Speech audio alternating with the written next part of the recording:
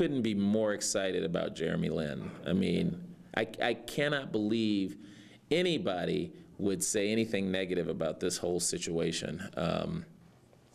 And you guys know I coached against Jeremy Lin for two of his years at Harvard.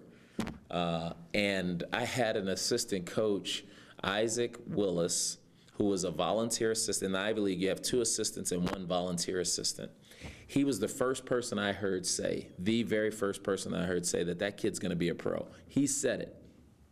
And when he said it, I was like, get out of here. He's a small Ivy League guy. He's athletic, but he wasn't doing a whole lot. I don't even think he was Ivy League Player of the Year.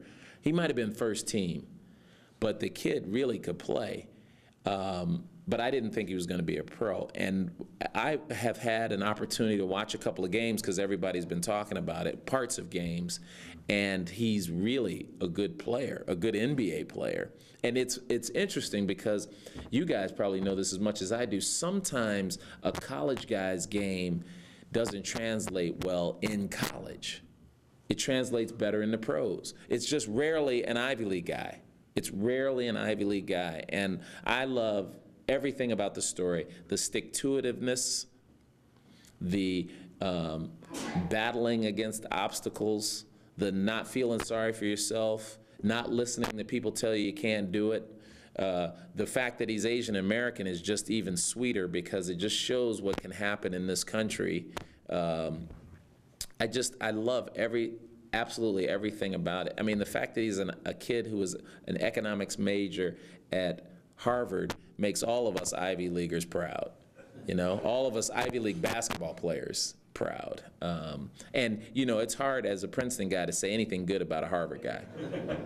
But I couldn't be happier for that kid, and I'm rooting for him. And I just hope when Carmelo comes back, he realizes what he's got. And it'll be interesting. It'll be a good litmus test to see if they can continue winning when the good players come back. No offense to the guys who are playing now. Seems like you got Linsanity then.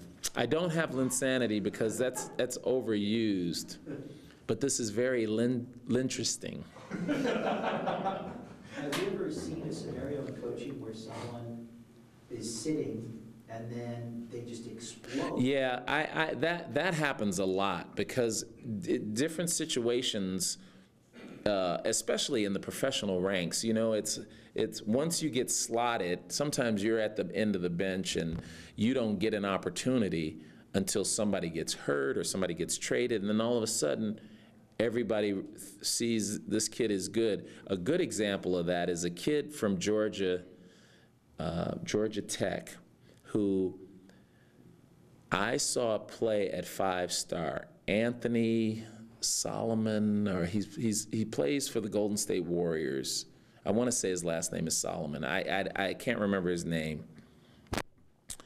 And he was like a skinny 6'5" kid who grew to be 6'7", went to Georgia Tech and was an okay player and was either a second-round pick or an undrafted guy. He's like starting now in the NBA.